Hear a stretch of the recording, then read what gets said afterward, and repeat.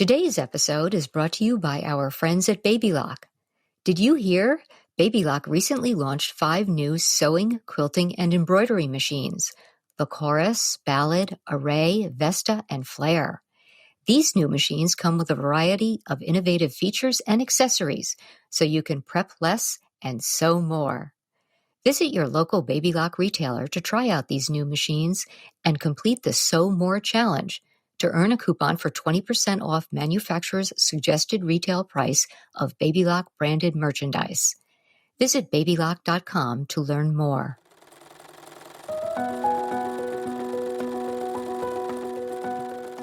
Hi, and welcome to Sewing with Threads, the monthly podcast by the staff of Threads magazine.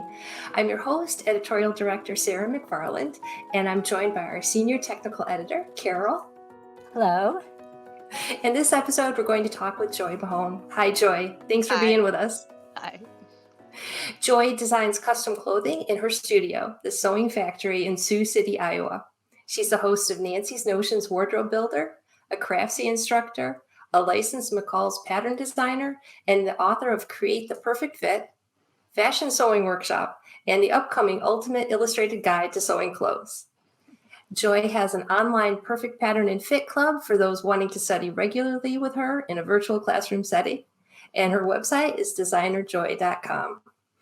And we've worked with Joi many times on articles. You just have so much knowledge, and you're very fun to work with, so I'm excited to talk to you today. Well, thank you. I'm glad to be here. Thanks. Joi, we ask every new guest 5 questions. So the first question is, how did you learn to sew?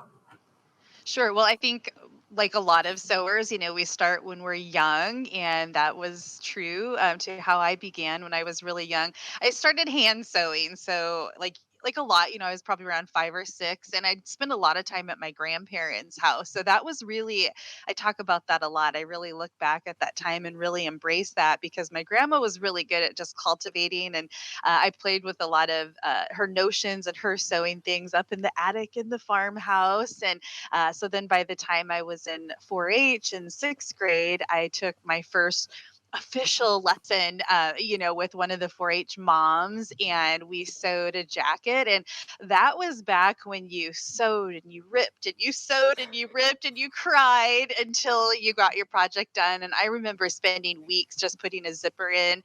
It was the Scotch tape method, where you'd put the zipper down and you'd Scotch tape it in, and all of that.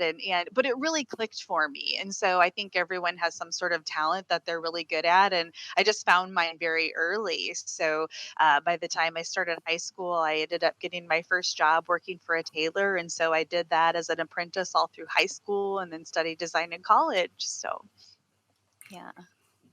What are you currently sewing? Well, all kinds of things, of course. But personally, and I know people ask a lot, oh, do you sew for yourself a lot? And I do. I've always kind of come at sewing more, like I really more enjoy sewing and designing for other people. And because I started early and that's really how I started my business, that's, and even working in a tailor shop, it really was, sewing as a business and working with people. But for myself, I still, certainly sew for myself. But one thing that I'm having fun with right now, and I'm just at the beginning of it, is doing an actual authentic kilt for my husband. So I'm in the researching all the things, and we've got the company over in Scotland that does the actual tartans. And so I have those picked out, but it's one of those, I want to make sure everything's perfect before I cut the fabric. So that's kind of my personal project. And as far as, work, a lot of my projects are sewing things either for my books or for classes that I'm teaching, custom clients. So yeah, just a good variety.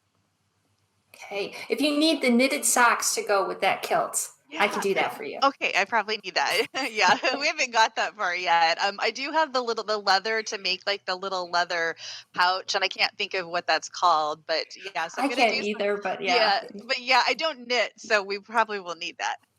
Was it the sporin? Isn't that the pouch? That's yeah. the pouch. Yes, I think yes, so. I think so. Yeah. I know. I have, but you can tell by my name, I'm of Scottish extraction too, and I've meant for years to make kilts for my father and my brother. So you're inspiring me. I'll get around to Well, I did the whole, like, I bought the pattern years ago, like a commercial pattern years ago, because they have them, in the costume section. I know I'm a pattern designer, but sometimes there's just a costume that's already together, and so I did that, but it was very much the commercial pattern, basic pleats. It wasn't, 100% authentic, but we've been married long enough, we're Mahones and very Irish and kind of that origin. And so, yeah, I'm having fun, researching that. So, I'm sorry, I have one more question about the quilt. yeah. Is the clan plaid, is it nice? Do you like it? I Is do, and there's a couple different versions, and you guys, I'm sure, know a lot about that as well. But even in studying the history of like the tartans, and so what we look at now for different clan are not necessarily the very original ones, because a lot of those had gotten destroyed, which I found was really interesting. But there are ones for your name, and then there are ones for your clan, and then even the area where you're from. And so there are a couple to choose from. But yeah, ours has more of a burgundy and kind of cream. So yeah, I actually really like it.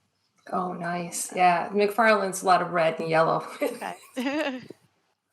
Okay, which sewing term or word is your favorite? Okay, so I love this question, and I've had to think about this for a while, because it's like, well, what would be your favorite word? And I don't know if this is my favorite, but I'm going to spell it, and then I want you guys to say it, and I want to hear how you say it, okay? And then I'll tell you a little story. So, all right, Measure.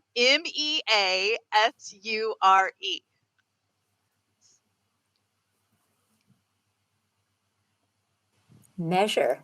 Yeah, measure.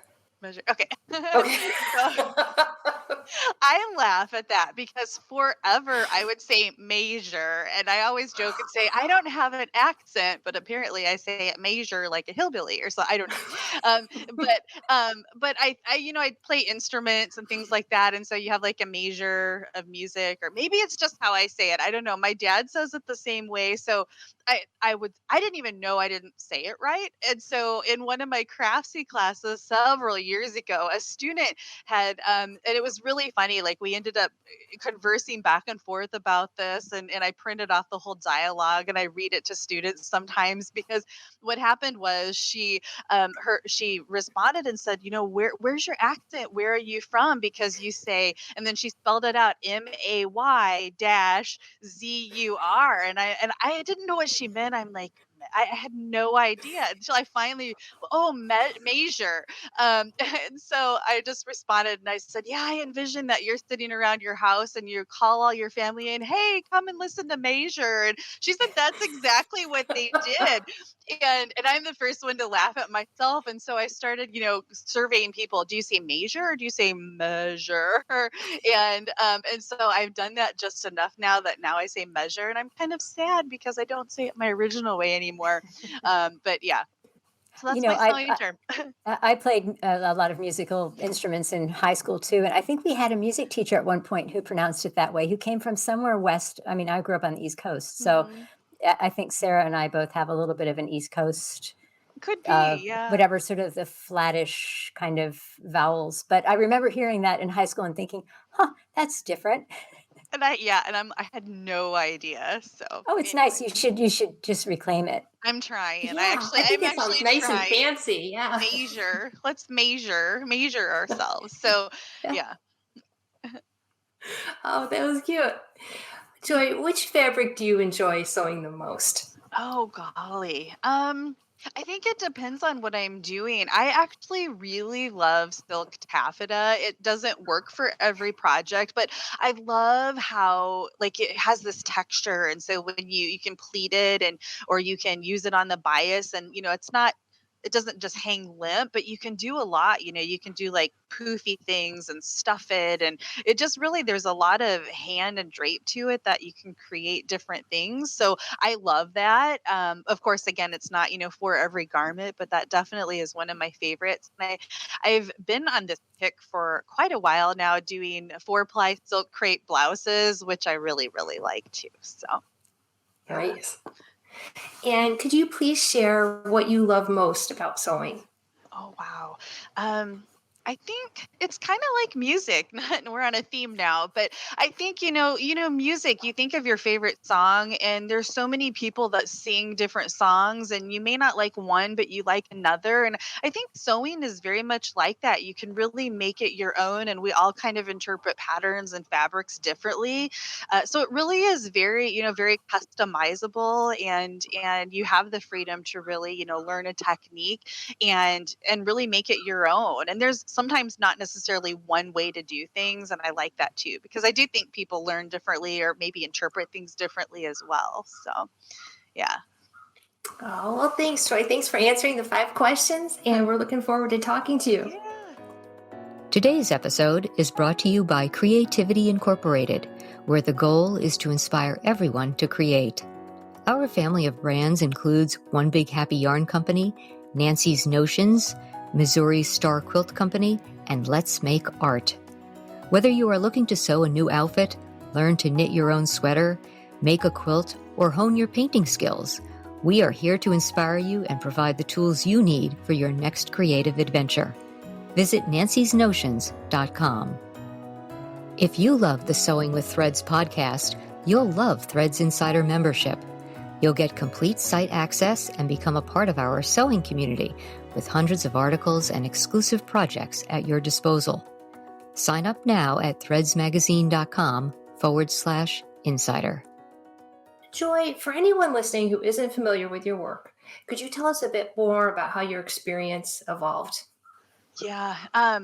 For the longest time, people would say, well, what do you do? Or they just, or friends, you have a lot of friends and they really have no idea what you do. They're like, oh, you just sit around and sew wedding gowns all day long. Right. And so I think that's what a lot of people think I do. And I get a little typecast in fitting because I'm super passionate about that. But it took, like I said, a long time for me to really be able to articulate what is it really that I do. So I made up this title several years ago, and I'm a creative fashion sewing entrepreneur, and really I think that just kind of falls into because there are a lot of different projects that come up, and I know my husband always says, well, don't you just like want to design clothing? And I really look at different projects just as that. It's really a project. If you're working on a book or with you guys on an article, that's the customer, or that's, whoever you're creating for. And so a custom garment might have a slightly different end product than maybe writing something, but the process is the same. You're figuring out your audience and what you want to share with them or what you want to make or the techniques that you're going to use. So I think as far as, how I've involved or evolved, um, and I think sometimes too that you don't necessarily expect things to come. Sometimes I believe that things fall in if it's not the right time for something, you can't force something to happen. Yeah. And so there's been other times in my career where I've like proposed a project and it just wasn't the right time. So at that time, the answer was yeah, no, or it's on hold. And then maybe 2 years later, something pops up and like it's just the right fit. So as far as like the evolution, sometimes it's not necessarily a planned evolution, but yeah, so I started my business with the intent of really doing a lot of custom designing, and then people see your work and they're impressed by that, and then it's like, hey, can you come teach a class for us? And so things just kind of build, and again, it's that timing, and of course, when your name gets out there, and kind of back to circling back to growing up and spending time at my grandparents' farm. My grandfather was a farmer by the time I came along, but prior to that, he was an entrepreneur, and his family started a grocery store chain, and he had a lumber yard. And I just always remember my grandfather saying, when you do something and put your name on it, like you do, nobody's perfect. There's always room for improvement, but he's like, you do your absolute best because you're putting your name on something. And so I learned that and really kind of incorporated that in my projects and my work really early on. And so I think that really is just how things then kind of lead to new opportunities. Joy, is there anything in your career that you really want to do that you haven't had a chance to yet? Um, Yeah, actually, and it's not related to sewing. I would love to like be a. This is crazy. I would love to be a voice on like an animated movie, and that has nothing to do with sewing. But I would love to do that. I think that'd be so much fun. Um, yeah, I know. I could totally hear you doing that. Yes. I was thinking about, have you ever thought about being on like Project Runway or making the cut? Oh Um, yeah, yeah. you've done so many That's different things. I could definitely see Yeah, you doing that. that's funny because and of course it's been, years now since even the beginning of Project Runway, and I was on an advisory board for Iowa State University, and one of our co-members worked for a company in New York, and he actually looked like Tim Gunn, and he always said like when they had their Christmas parties, he had to dress up and play, Tim Gunn, and so early on, we always were like, oh, it's just like entertainment TV, but as the episodes and the seasons came along, like the challenges really improved, and there was a lot of creativity, and that was neat to see. So yeah, I've had students, not so much recently, but when that was really popular several years ago, a lot of students or customers would say, oh, you should do that. And I don't know, I'm not really a homebody, but like I love like at the end of the day going home and hanging with my family. And I really honestly just, it's not a priority to be away for, 6 to 12 weeks and just, hey, I Oh, can't yeah. see you. My kids were younger too. And so that, it's a trade-off for sure. And yeah, the thoughts, I've had those thoughts, oh yeah, I should like apply. Yeah. So I don't know who, you never know. You never know. It's But true. Now, your current studio, I'm trying to think, when did you get this studio? You haven't had it a super long time, have yeah, you? so it's 5 years now. So actually 5 years. Let's see, what are we in October? About a month ago, I think. 5 years. I think it was the end of summer when we moved in. So yeah, which is hard to believe that that's already passed. But Now, was an aspect of getting this studio that you would be able to film there? No, actually.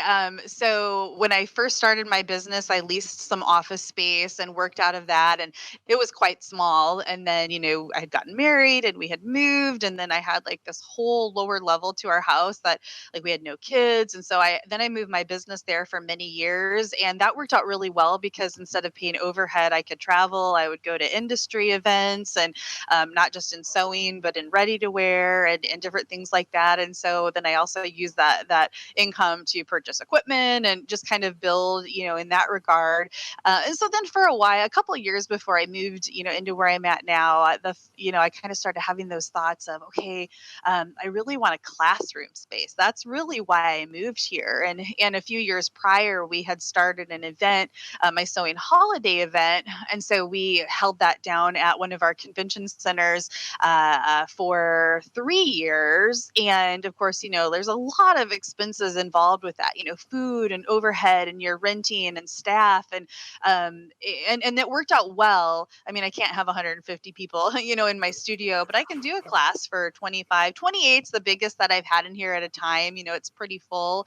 But we can do that if we need to. And so, yeah, that was really kind of part of it. Just, like I can't bring everyone to my house and teach a class.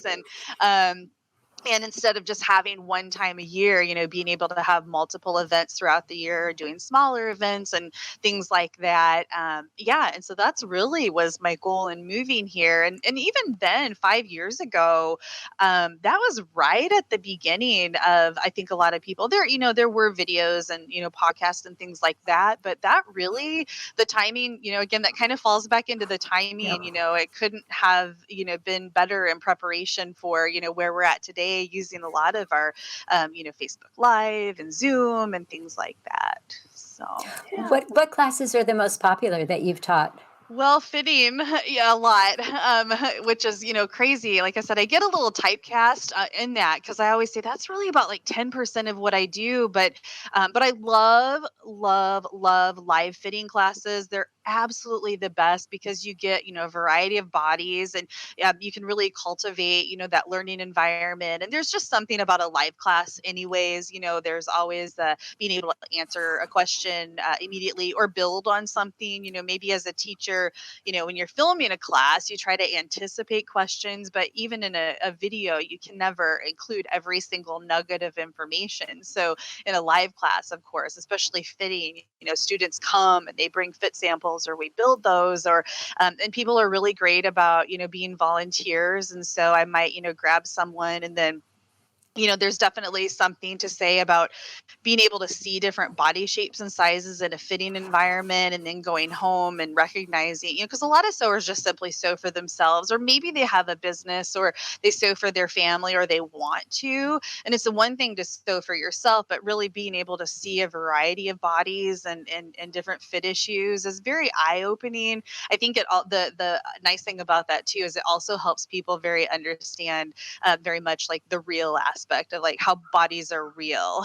And that's a big thing of mine because there's a lot of, contrived things out there on Pinterest and Instagram, and the finished project always is the end goal, but there's that real aspect, in the process of, oh, okay, like I have a normal body, or okay, this is normal. And yeah. Well, so how did you learn about fitting? Now, I know you studied fashion design, but do they teach fitting in those kinds of classes, or is it something you picked up Um, by tailoring and everything? Really tailoring. Yeah. And so, so working through high school, that's really, I would say that was my sounding board or my launching off point for having that experience. So when I started working for the tailor shop, I already sewed very well. I mean, I was advanced for my age, and so the sewing, like, she didn't really have to teach me how to sew, but I hadn't had that experience. It's all about experience, and you can read it in a book, but you have to do it. And so, really, we fitted men, women, children, big, small, all shapes and sizes, handicap, anything you can think of, and on a daily basis. And so doing that all through high school. And then when I was in college, when I would come back on breaks or in the summer, I still worked there. And so, I mean, I got to where I could run the shop. And so, of course, I was the high school kid. And so everyone went home to their families and I had the keys. So if like the tailor, if the suit store, had a funeral or something like that, they would call me and I would go in after hours and I could fit a man's suit. And there, were funny experiences. Here's one. So we had, of course, I'm a high school student. So at the time it was an older woman who reminded me of my grandmother, and we had fitting rooms. And I just remember she just basically like took off her clothes in the middle of the room. And I just was like, oh, again, I'm in high school. So I was like, oh, wrinkles, and yeah, again, I was in high school. So I just was like, wow, that, but and then, now I'm much older. And so it's like, okay, I understand, like that's normal. Just funny things like that. But yeah, a lot of not just, fitting to what something looks like when you stand still, but, okay, let's pin something or adjust it. Now have the person move. And yeah, so just I just look back at that and just all those opportunities. And yeah, I think that probably is my probably most valuable learning experience. Well, when you were talking about teaching fitting in a class situation with a number of different people with different body types, that's what I was thinking about, because it's true that even for us, we work with models who are kind of standard sizes, and we sometimes work with non-professional models that are different sizes and shapes. But generally, I sew for myself and for my daughter, who's not too difficult to fit. And um, so I feel stymied if I'm presented with somebody who's substantially different in size or shape than me. But in all fairness, because I have heard the opposite. I knew when we did my first book, Create the Perfect Fit. And so my friend Abby, like, she's not a model, but she's just really great on camera and pretty much a go with the flow. And I had sewn a lot for her. And so I'm like, hey, I'm doing this book. Like, do you want to like be, and that's the other thing. Sometimes people don't want to be in the photo shoot. And so you have, quote, let's use quote normal people, because really we're all normal. But you have, people that have what we would say like, okay, normal, bodies, and you'll hear those comments like, oh, well, you only used a model in your photo. But I will tell you that regardless of size, whether you're small or larger, curvy, every single body type has fitting issues. And so I just, kind of bring that up because it's almost kind of unfair, for people to say, oh, well, you only use a model, because what you don't realize is also lack of body mass creates a lot of fitting issues as well, or if there's a deviation, or, like our bodies change, they're moving objects, and so if you lose like a couple pounds of weight and it happens to come off of your hip or something, that can throw off, the fit of a garment or how it hangs. And so it's everybody. And I guess, it wasn't really a question, but I would just tell everyone, when you're looking at models or pictures, you really have to kind of envision yourself using the technique and kind of look beyond who's in the picture. Yeah, because sometimes they're just, they're friends, or it happens to be who's available, or maybe you're targeting, let's use plus size, but maybe there's not a person that's comfortable being photographed. And so, there's different, reasons why models are chosen, in that regard too. Yes, yes. I hope that all our readers know that sometimes we choose models of a certain size because we have to photograph multiple stories Sure. on the same model. So that comes up for us sometimes. Yeah, I know. Like But when I did McCall patterns, and they have, and some of it's just based on a shape that was determined, many years ago, and again, we have different shapes and sizes, and so it's just that, it's like when you go to your favorite retail store, whatever it is, fill in the blank, like that store has a specific shape that is their quote ideal customer, or who they're designing for. Doesn't mean you can't wear their clothing. It just, might need some adjustments. And again, back to the question of, what do I like about sewing? I like that. Sometimes you hear things in the sewing industry, oh, pattern designers, they don't know how to make patterns for, my body. But you just have to realize that's part of sewing, is that's just the launching off point. Like you can make anything for yourself. So I like that. I know it's a stumbling point for some people, but I guess I like a good challenge too. Joi, what are some of the most common fitting concerns that you see? Let's see.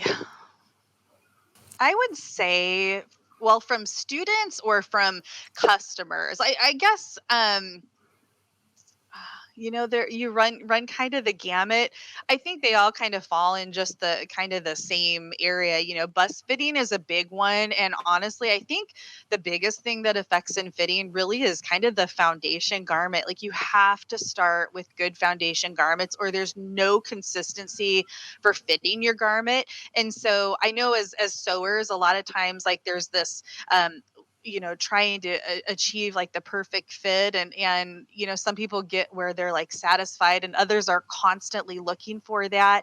But you have to have some sort of non-moving aspect to that. And so I think that's where our foundations start, and then from there, then you can kind of jump into, okay, now that I know I have a good, say, bra, and that we've got they're in the correct place, they're not sagging, because a lot of times some of our fit issues aren't sewing or fitting issues. It's a structure or shape issue. If you put a saggy bra on, of course it's not going to fill out the cup, but if you change your bra, maybe that fixes the issue. And so you have to really pay attention to that before you start pinning away and taking in or letting out. Like you really have to have that foundation that is stationary. And then and it might be different from garment to garment. So for example, I always use a wedding gown as an example, because that it's pretty obvious to most people. Like you might wear a corset or a long line bra or something that is, very shapely, and you wear that every time you fit that garment, so that every time you put that garment on,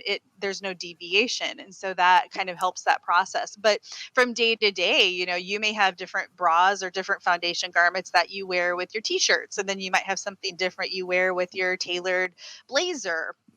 And so, so it's okay to have different. You don't necessarily have to look the same or shape things the same for every single garment you do, but it's just recognizing that if you want, well, if you want like the blazer, if you want, to really tailor a blazer, then you really want to shape the shoulder.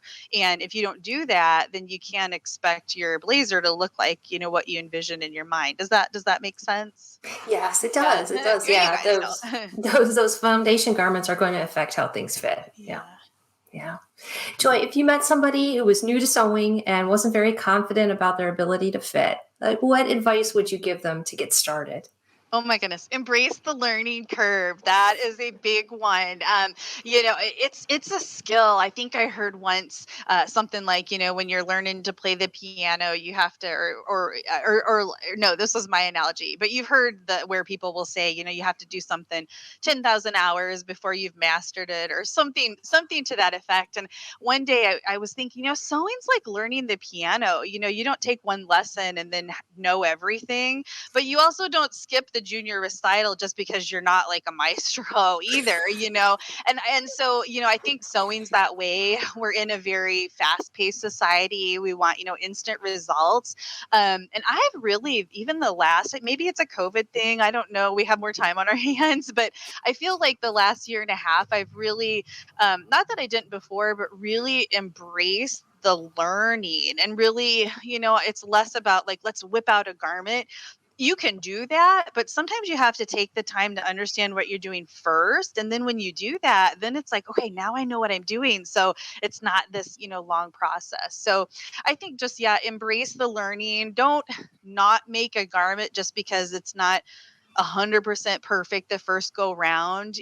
That's another thing. I get some of my students and they know who they are because we have these, discussions one-on-one about like, just make the garment, your sleeve's not perfect. Make the garment, wear it, and then you'll know, work on it, the next time. So sometimes it's not perfect the first time out. And we kind of lose sight that, in the fashion industry, for example, they do sample after sample after sample with fit models or on the computer before they send it to production. And in sewing, we want to just do these one-offs from these patterns, which, may need some adjustments, like we've discussed. So yeah. So I think I would just really tell my new students to really embrace the process and worry less about just like whipping something out, but really take the time to just, and it doesn't have to take, weeks or months. It's not that it takes that long, but yeah.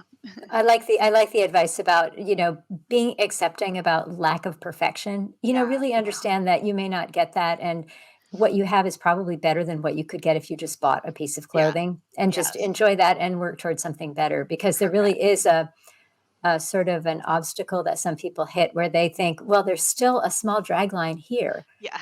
I Yeah. cannot go further. I'm stuck. And it's just frustration rather than enjoyment and coming away with something that you like. So, Yeah, no, I believe that wholeheartedly. And, I run in, and usually, you kind of start developing relationships with a lot of your regular students. And so then they kind of know you. And so then you can kind of nudge them a little more and have those more direct conversations like, okay, just make the garment. You've made 50 muslins. Like, just make a garment. And the other thing too is that, and I preach it very much like, you make your fit sample, but there's always a translation from that fit sample in muslin, or maybe you're using a similar fabric, to the final fabric. It's like I talk about this recipe, you're taking a fit pattern that's, again, done in muslin, and you can make, and it can be fitted perfect. And then you can change the fabric and it's going to hang slightly different, or it's going to drape or move slightly different. And so, you have to recognize that there's some of those subtleties that, our fabrics bring to those, those fit samples.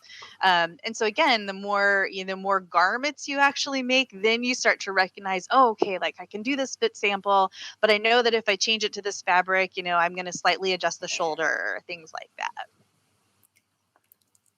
Well, Joy, I think we might have to call this episode Yeah. Just Make the Garment. There you go. Just make it. Just make the garment. Joy, we have just a few minutes left, and I wanted to ask you about your upcoming book. Because I know we just worked on an article together, and you were also in the process of working on your book. So could you tell Yes. us a bit about it? Yeah, so it's been a long process, and I know I'm just as excited as everybody for it to come out. So yes, the Ultimate Illustrated Guide to Sewing Clothes, and it's a biggie. It's 288 pages. It might be just one or two more. I asked for two more additional pages in the review to include some templates, but we'll see on that. But yeah, so it's really meant to be kind of just a go-to resource. With any topic, you can have a book on like a single topic. So, if you're looking for 100 pages on how to sew a button, there's not 100 pages on how to sew a button, but it's really, kind of like an encyclopedia of just if you knew what sewing was, maybe you've sewn, maybe you've not, but you just want just that real good core fundamentals of sewing. That's really what it's about. So we have things, there's like thread charts in there. We talk about needles,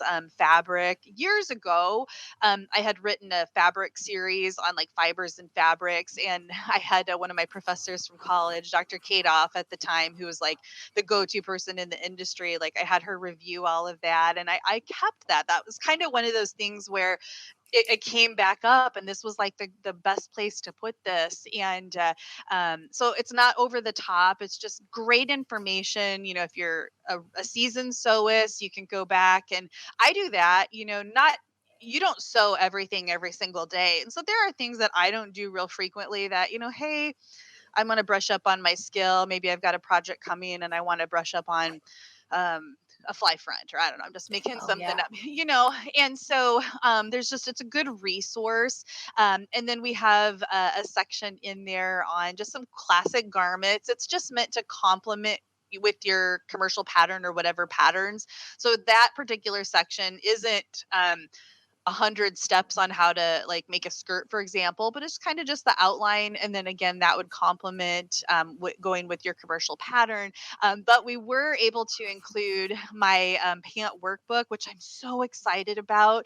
And again, I have kind of a different, I think, mindset or approach to fitting, or maybe it's just kind of how I think about clothes. So really excited that we were able to include a pant workbook in there. So it's really my pant method, start to finish, in that. And then there's a glossary of techniques. So how to sew buttons, different buttons, bound buttonholes, basic pockets, basic zippers. So yeah. But yeah, even within that, there's so much stuff that we couldn't put in there, And that again is what I love about sewing. There's always something new. Definitely. Yes. I was going to ask you about the skill level, but it sounds like it really runs the gamut for the book. Yeah, it really is. And again, I've got some of my seasoned sewist students that are like in my pattern club that they're like, we're actually going to use it as a manual for my next season. And so all my students next year that are in that get a copy of it for free. And it'll again just be a great resource. You can go in and make note, because that's the other thing. There might be, well, I mentioned fly front zipper, so let's use that as an example. And so maybe we're actually doing that in a lesson, and I'm showing how to pattern that, and we'll do sew alongs. And so again, not everything about that is, in there, but you can use it as a complement and write your notes. I love to like make notes in my sewing books or put little post-it note flags in there and just build on the skills. And so that's how I hope people will use it. But yeah, it's pretty thorough though. It's pretty full. I should mention that the article we worked on is about pants fitting, and it is in Yes. the new issue of Threads 216, the winter issue, which should be Yes. out right about the time this episode airs. Yeah, I'm excited. Yeah, I was so happy that the article turned out beautiful, and you guys are all amazing as always, and helping to kind of bring a technique in a really readable and kind of aesthetically pleasing format too. Like sewing. That's right. Sometimes step outs can be really boring, and that's one thing about threads that it really is very visually appealing, and there's just different visuals, and I think that and their quality. I think that that's really important too. So I was very happy with that. So thank you. Oh. Thanks for letting me do that too. Well, thanks, Joi. We've come to the end of our time. And thanks for being on the podcast with us. And we hope to work with you again soon. Yeah, thank you guys so much. It's been a lot of fun. Thanks. Thank you for listening. Follow Threads on social media and visit threadsmagazine.com to view show notes for this episode. While you're on the site, check out Threads Insider, our online membership with exclusive access to expert sewing techniques. Until next time, keep on sewing with Threads.